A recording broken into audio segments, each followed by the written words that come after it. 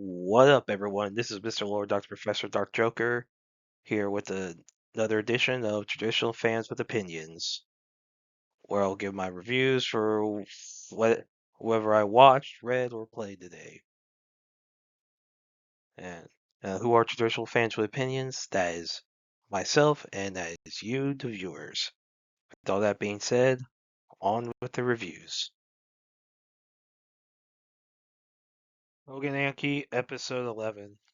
So in this one, Shiki defeats Tsubakiri. So we see like some backstory, like for like this moment, some backstory for Subakuri is revealed, and it's basically it's tied to some Momotaro named Monica Momobe, and then yeah, so and then basically yeah, so we see some backstory basically like just one moment basically Momobe, his family was like killed by an Oni who was like a kid, and then he thought the kid reminded him of his daughter. Then we see Subakiri's like basically see like the guy killed the Oni after the Oni killed his family, and it's shown Subakiri I guess had a family. Then we see him like basically be Subakiri's defeated by Shiki. Then we see basically now the yeah, so then we see like basically the aftermath. So then after that, once everyone recovers, the basically the students are back at the school, basically about to go on a trip. Shiki's excited because he's never been able to go on a school trip due to like some of his basically so like basically due to like some of the troubles he had while in school. So then there's an issue of how to handle with you know with roommates. So obviously you have two girls, so obviously they're gonna be rooming together. Now Kuina, one of the girls, wants to room with Rokuro because she was like taking care of him. Basically, she's freaking insane. So she's telling me how she wants to like basically, I guess, cook him food, basically screw him like 3 times a day, take a bath with him, blah blah, like bunch of crap and all. Yeah, Shiki and Juji are like just are like, what the frick? And like, dude, it's like so funny how everyone reacts.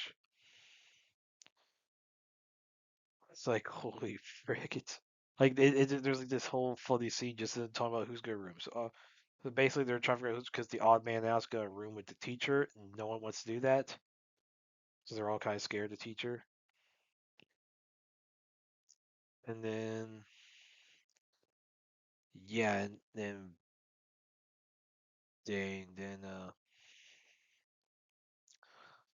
so yeah, and so I guess Shiki's rooming with Jin, I guess, during the school trip. So it was like next episode we'll see the looks like we'll see the school trip. Looks like. But then yeah, so I'm interested in how they handle the rest of the season because I don't know if next week's gonna be the final episode or if they're gonna continue on for a second core for this season.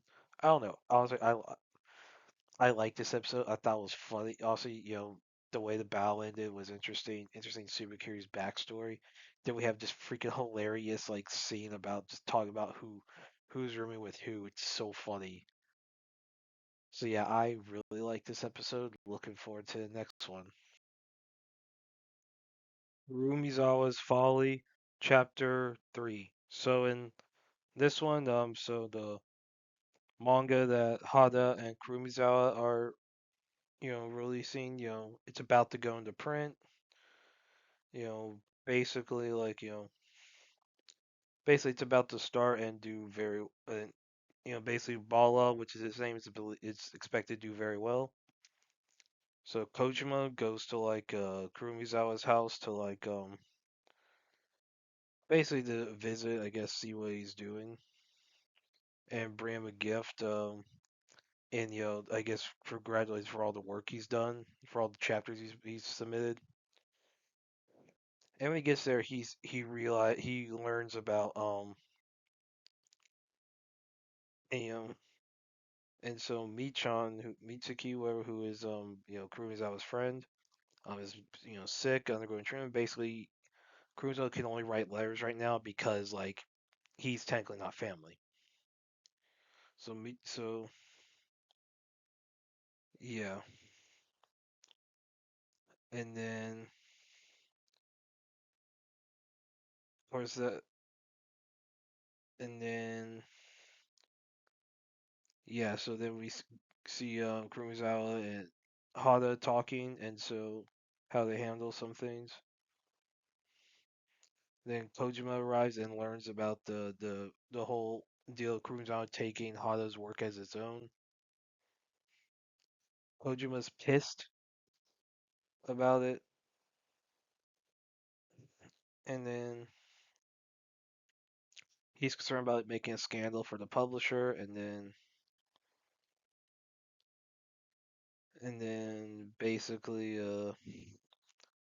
yeah, so basically Hada asks Kojima if he wants to come in, and so yeah, so they discuss. So Kojima tries to learn more about Hada. So he's interested about since he's drawing Balal. He's interested in how he does it. So he learns that Kurobuzo is basically helping him, basically doing a lot of the chores for Hada since Hada gets so absorbed into drawing manga. And then he tries to get Kojima tries to give some feedback into like basically trying to change the personality of a character to help, I guess, he'll make it so that readers would want to something that readers would actually be interested in learning more about, and that Hada, I guess, thinks he's like, well, it's not what I want to draw, and he's like, look, the readers don't care, they want to be entertained. That's basically how, and Kojima was right. Readers want to be entertained, and he said he's concerned about changing personality will cause the story to not make sense. And Kojima was like, look, even if the story's really good, if people don't read it, it's not going to matter. It's just self satisfaction. And that is correct. And that is a message that a lot of people who work in the current day American comic industry, like in the mainstream side of it, like would need to learn, especially the big two, like manga writers and independent comics. They know they understand that they need an audience, and they make sure it's good. They do the so that the audience will keep reading. DC and Marvel, they don't, as the low sales numbers show. And so, basically, how,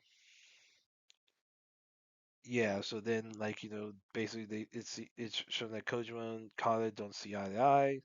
Basically, and how, like, I guess feedback's handled,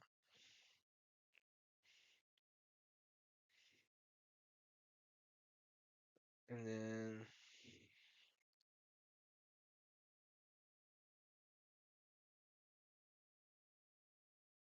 then basically, yeah. So Kojima sees how, like, a lot of the feedback where he shows how, like, Kurumizawa had saved all the feedback to, I guess, help him learn lessons from times he had said to have failed. And then Kojima learns that Kurumizawa had overheard how he submitted something to serialization out of pity.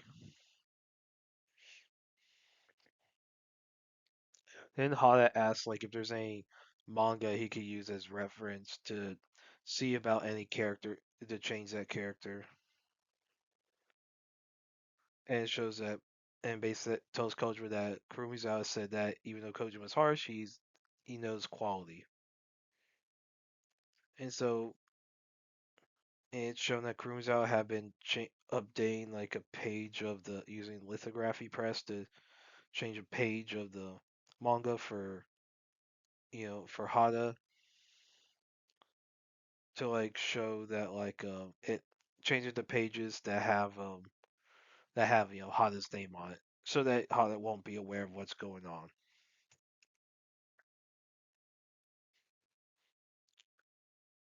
And then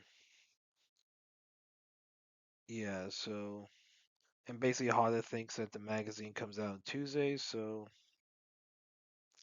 it gives him time, gives Kurumizawa time to prepare his Hada version of victory. And so since Kurumizawa has money from his from inherited from his father, that he's able to like handle he's able to like do it well. And then yeah, so it seems like Kojima agrees to keep it keep everything secret. And then even though Kurumizawa said he's willing to take whatever punishment he's willing to do, he needs to take. Kojima agrees to keep it up, and he tells Hada to look at Mr. G from Cyberjoe and Foxman from Yotaro's Eerie Tales for Hada to study to learn how to you know send how to look at the character, how to change that character. And so Kojima he agrees to keep it secret because he doesn't want to have to take the fall for publishing something that was basically taken someone taking credit for someone else's work. And so that Kojima learns about the whole thing with Mitsuko. And then, yeah, and Kojima tells Hada to not buy Shonen Victory in stores because he claims there are bootleg copies in public. And yeah, I like this chapter. Interesting how Kojima has to deal with all that. So he's now part of the whole secret. So yeah, so really like this. I really like this chapter, like how they're showing how Hada I guess has to learn about that readers have to be into what his story is. Like they have to be into it, or else it's not gonna keep printing. Like so, he has to understand his audience. So that's obviously alongside Reed Wright. That's gonna be something that Hada is gonna have to deal with. So yeah, I really like this chapter. I'm looking forward to the next one. The Senior. So this is a new Angel Studios movie. Well, it technically was shown in 2023 at Fort Lauderdale for a film festival, and it didn't end up releasing this year. I don't know why it took so long. Anyway, so in this movie, this is this is a true story of Mike Flint, who was a former football player. So basically, Flint he attended for college, when he played college football, he did one semester at Ranger Junior College, then attended Sol Ross State, which is in Alpine, Texas, and that was a member at the time was a member of the NAIA. So he spent 2 years at Sol Ross, basically, and now in his senior year in '71, he was in a fist fight with the freshman, and basically he had a bunch of fights. He had a reputation for fighting, and basically like he got kicked off the team. Well, actually, he got expelled from school. Now he only need now, and so he never got his degree. So then so basically yeah, so then he goes to like at 35 years later, he goes to a reunion of the 71 team, and basically he reconciles everyone. Basically, everyone had kind of forgiven him for stuff, and basically the freshman he got fought with, was sorry. At least in the movie, I don't know how accurate it was in real life, but in the movie the guy was regret like basically getting Mike kicked off the team, and basically so one of his Mike's former teammates tells him that, hey, technically you have a year of eligibility, so you could go back to play. So Mike, I guess, had been keeping up with his weight, had been working out still. Tries out for a team for Sol Ross to complete his year, and basically, he ends up making the team. Now, of course, one guy gets pissed off because the roster spot was taken from, so I guess from so like he so Mike gets injured, but he's able to come back, and basically he finally makes an appearance in the last game of the season where he helps do field goal protection. And down the I don't know how accurate the games were in the movie to real life. Like I don't know, but basically he makes a really good, basically a bad snap on an extra point attempt. Basically the quarterback has to pick it up, and basically Mike makes a really good block that allows quarterback to run into the end zone to win the game by one. Now I don't know how accurate that is to real life. So yeah. So I don't know how accurate it is. Like because in real life he made his debut on October 13th, 2007. If the NAIA you know, if D3 like was still going on, if D3 has a similar schedule to FBS and FCS, then then October 13th would not be the last game of the season. But I don't know how D3 does. It's D3. No one cares. But this was actually a big story in 2007, where you have 59-year-old playing college football. And basically he had three kids by this point. Now this is shows him like reconciling with his son. Now I'm guessing a lot of that is accurate, and some of the stuff with his father, I'm guessing a lot of that is accurate. So I mean, yeah. So I like the I like this movie. Also you have so when Mike finds like his father's Bible with like a forgiveness message of saying he asked God for give him strength to forgive others and himself. So it seems like Mike's father tried to fix a lot of things late in life, and I guess Mike's trying to do that because Mike was starting to become more like his father, and it affected his son Micah. So yeah, so basically you have like all of like Mike's regrets from like his past. He's able to like seemingly move on from all that and basically reconcile with all that with his family. So yeah, I actually really like this movie. You know, good sports movie, good, movie about like, making up for your for past mistakes. Also everyone thought Mike was selfish, that he was basic, but he like, earned the respect of everyone on the team, at the school, in the area. Like basically there was a respect given. And you see like how he interacts with his teammates is pretty cool. How like he had gotten a bunch of tackles. Basically, he tells his teammates. He tells one thing. He's like, "Man, I hope I could." He's like, "Dude, aim for higher." He's like, "Yeah, I'll aim for 24 set." He's like, "Tackle's like, dude, if you want to do that, aim for higher. Aim for 25." Like basically told him to aim to surpass him. And basically, he was like an encouraging teammate to everyone. So yeah, I really like this movie. I say go watch it. Afterburn. So this is a movie. It's based off a comic series by Red Five. So basically, from what little I know about the comic, basically you have this treasure hunter named Jake who hunts different treasures across the world. They're in this post-apocalyptic area, and basically the comic has a lot more fantastical stuff like mutants and stuff, and it goes across the world. Now this movie mostly takes place in the UK and France, and so Jake in the movie is based in the UK, and so he's hired by this warlord named August Valentine to go to France to find the Mona Lisa. So Jake goes there. He meets up with a freedom fighter named Dre, who's fighting this warlord named Volks uh, Volstov.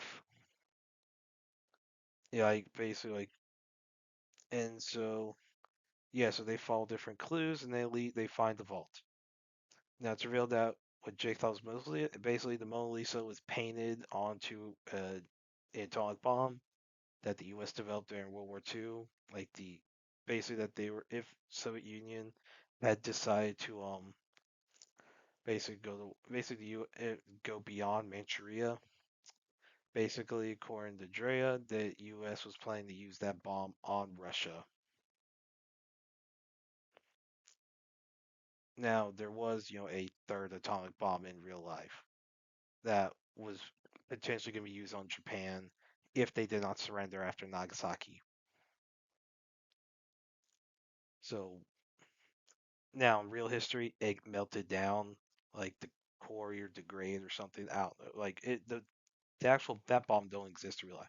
But in this movie portrays as its eggs secretly exist and basically was stored in France. Now why the US was stored in France, I don't know. I feel like that's something you want to keep a little closer on hand. But basically, so Jake gets pissed off and he just storms off. We learns that he was hired to get a bomb. Now Volstaff arrives, having followed the clues as well, like followed Jake and Drea there and kills some of Drea's allies arrive to help, but then Volstaff's people arrive and kill all of them and Drea's injured. So Jake, feeling guilty, decides to go back and help Drea, like stop Volstaff. And so they get onto so Jake gets onto Volstaff's train, kills a bunch of his men, and you know beats up Volstaff. And while Drea sets up ball like C4 and all that onto his bridge, which causes the bridge collapse and causes the train that Volstaff is on to fall and blow up off the bridge, blow up. And so the bomb's like at the bottom of the river. Now, how the bomb didn't blow off, I don't know. I guess because whoever safety ignition key, whatever is the for wasn't connected to it. I guess that prevented from basically causing a nuclear explosion. Yeah, that's the only illogical thing. I was like, wait, how do we not see a giant atomic bomb explosion? So I feel like that would be an actual concern. Anyway, so Jake gives the key where to August, tells him where the bombs are. They say, hey, please don't use. I hope you're not one of one warlords that use it. And so that August does have the real Mona Lisa, and he puts like the keyword on top of it. And so Jake is given the boat he was promised, and he and Dreas that is go to the boat. They basically, I guess, have started dating whatever. So Jake, I guess, is like isolated. He wants to be free of the world and all that. So overall, like, I don't know much about the comic, but it sounds like I don't know if the Mona Lisa was one of the treasures in the comics. I don't know. But it sounds like this was very like it uses the basic premise of the comic, but while using the main character, it uses a predominantly original story. I would say Samuel Jackson's only really in at the very beginning, very end, but he makes the most of his appearance. Like Samuel Jackson actually does a pretty good job. As always, I think Dave Bautista does a different job. I mean, he plays the same character every movie, if we're being honest. The only time he really plays anything different was when he played Drax in Guardians of the Galaxy, where he basically just plays a retarded version of himself. Well, okay, and he intentionally plays a retard in Guardians of the Galaxy when he plays Drax. Whereas in real life, he just is unintentionally a retard. In this movie, and basically in a lot of more serious roles, he plays like the same time he plays himself. It's like a serious fighter. Basically he should be playing Bane in my opinion. Like that is who James Gunn should be hiring as Bane. You know, I mean it would. Anyway, but that's a whole other thing. And so yeah, so and this I thought Dave Bautista did well. I thought the actress that did play Dre, I thought she was fine. You know, Basically, she was a former Bond girl in Quantum of Solace. A kind of forgotten, Daniel Craig, James Bond movie, kind of underrated one. Yeah, so Olga Kurilenko, and you have Christopher Hivju plays Volstagg. Obviously, he's more famous for playing, for his role in Game of Thrones as Tormund Giantsbane. So a lot of your major actors do pretty well in this. So yeah, I thought this was a decent movie. I don't think it's gonna do well in the box office. Like right now, it has like its box office at the I'm seeing it like a little over 100,000. Like it's a little under, I say 110,000, a little under that. So its budget's 56.7 million. So it probably will not do well at the box office. Like it probably won't break even. You know, unfortunately, it got very little marketing. Like that's on the marketing. A lot of that's on the marketing team. Like the marketing team should like. I wouldn't have known this movie existed if I didn't see it on like Showtime's list. Like on the AMC, like when AMC shows Showtimes for movies. If I didn't see this movie listed, I would have never noticed it, knowing it was a thing. So I'm like, what the frick? Why can't people market? Like marketing departments are some of the most retarded people in entertainment right now, especially Hollywood. Like in Hollywood, the marketing departments are freaking retarded. Like they barely market it. Like you see very little, like a lot of stuff is barely marketed. Very few trailers, maybe one trailer, and that's it. I mean, yeah, smaller studios, smaller movies. Obviously, they don't have the same opportunities some of your bigger ones do. But then you have like Angel Studios. Angel Studios does a decent job advertising. Obviously with all their movies, they put trailers for their movies whenever their movies are showing in theaters. Obviously, they do that. A lot about every studio does that. Honestly, these days, you know, like if you see a Disney movie, odds are you're gonna see a Disney ad. But like, and Sony does that, Warner Bros. Does that. Like they all do that in some form or fashion. But yeah, I actually like this. I thought it was a decent. It's that was a decent action movie. The world is interesting. You know, I would like to see maybe some of the more fantastical elements like the mutants and stuff. Also, they're trying to make this a little grounded. It's kind of annoying that they were doing. I'm like, let it be fantastical. Let some of the more science fiction or fantasy type stuff be used. Let that. But yeah. Anyway, I thought I liked it. I'm probably gonna be one of the few people that actually likes this movie. I'm okay with that. Well, that's it. Did y'all like the stuff I reviewed? And if you have your own opinions about all that, you can put all that in the comments. Thank you for watching, and like, subscribe, and all that. And look forward to the next video.